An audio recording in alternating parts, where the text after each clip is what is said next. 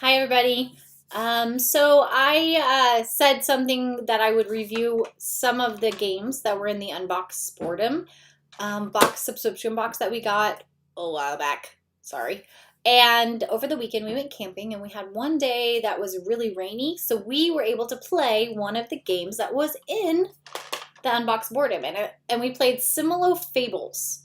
Um, it was hard and easy at the same time. So there's one person that's a clue giver, and then the rest of them are guessers. The clue giver actually is a really hard job when we found out. My daughter, who is only 8, really was not able to do the clue giver. We tried it. She wasn't able to. We had to help her out, which is okay. So in the Similo case comes some cards, just like this. Really messy. Sorry about that.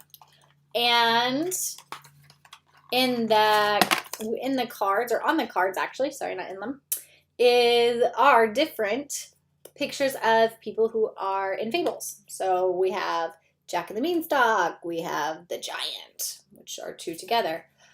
And what happens is one person is the clue giver and then the rest are guessers. So the clue giver, take that out, chooses 1 card. I chose the genie.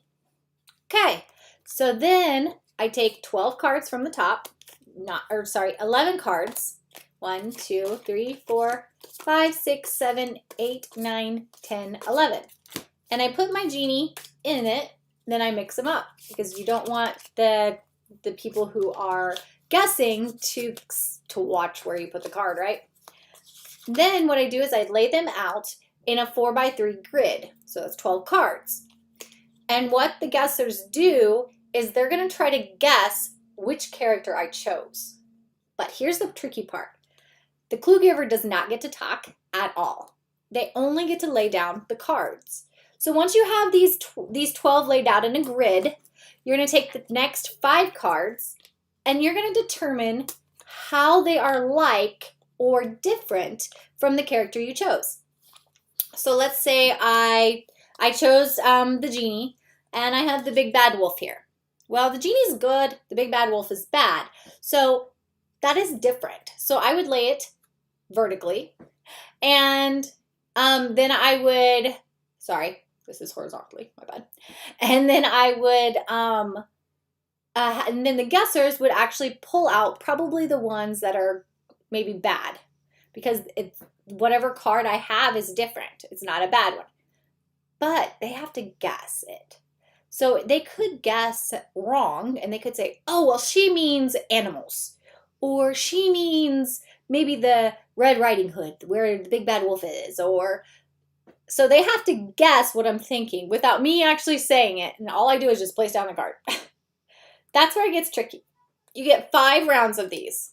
So then I choose another card, and let's say it's the genie, and I've got, I don't know, the huntsman. Well, the huntsman's good, so I would lay it down vertically and tell them, or not tell them, sorry, and then they would have to guess based off of this. So I would now have different and the same, and they would have to guess based off of the clues that I get. I only get to lay down 5 cards. That's it. So if they don't guess it correctly by the end of that 5 cards, the end of that 5th round, then they lose.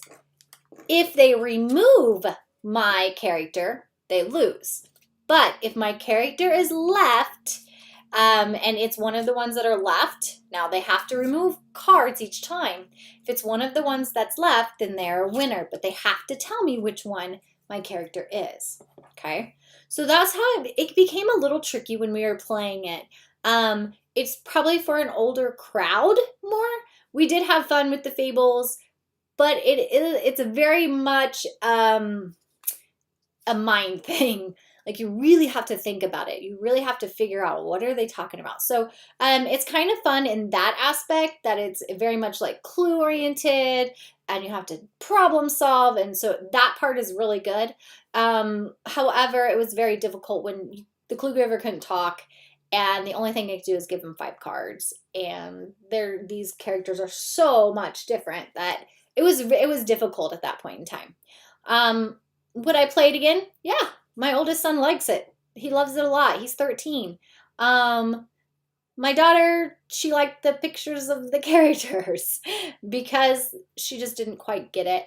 We liked it, my husband and I, because you really had to think about it. And Jonathan was actually pretty good at this. He could guess it right away. So I would recommend, definitely. And this is the one we got from the UnboxBoardom subscription box.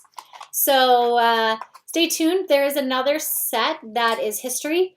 And we have not played that one yet, but we will soon. So bye, guys.